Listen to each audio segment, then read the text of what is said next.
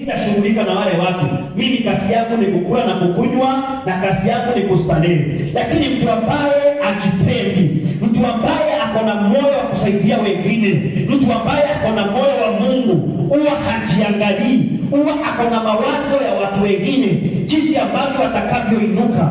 Na hiyo ndio inaweza kusaidia hata katika familia ya JCM Nyabika. If tunaweza kuwa kitu kimoja na kuwa na moyo wa kusaidiana ili tuinuke pamoja. Bwana Yesu asifiwe. Hata hivi hiyo ndio moyo iko na bishop wetu. Ana raise generation ambayo kila mmoja ikiwezekana akuwe ni mtu ambaye anaweza akajisimamisha. Ako na moyo, yeye ako sawa. Like nao wa bishop akisema akae chini na akule na akunywe, ile pesa ako nayo itamtosha. Itamtosha na familia yake na kufanya vitu zake.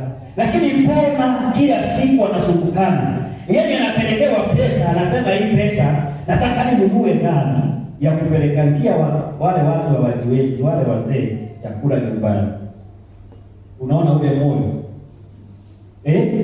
Yaani yeye hajioni, ajiangalii yeye, ako na moyo wa kuona watu wengine wanainuka na wanafika. Nilisikia hiyo siku akisema, kwa sababu kuna watu ambao hiyo siku walikuwa wanabarikiwa, akasema hivi, furaha yake si wale watu wanampea mamilioni, lakini wakati aliona yule kijana anafanya kule kwa media amempea 3,000, akaona kijana mwingine ambaye alimchukua hana kitu amemletea 2,000, alisema hii 2,000 imenigusa moyo sana kuliko mamilioni yenye inatoka ng'ambo, kwa sababu nimeona nimetengeneza kijana ambaye hakuwa na nguvu, kijana ambaye hangejiweza, nimemuinua kwa kwamba leo ananipea 1,000.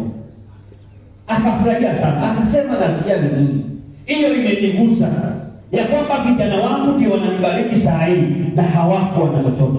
Kuwa na moyo wa Mungu, naye Mungu ukiwa na ule moyo hawezi akakuachilia. Sema hivi, winapo yanga yako kama na doa yake na kumateingia na kunyingira doa yake ya doa gani kaidaki kutigania, lazima Mungu aendelee kukuongezea ili uendelee kuwa faida kwa watu wengine. Sema hivi.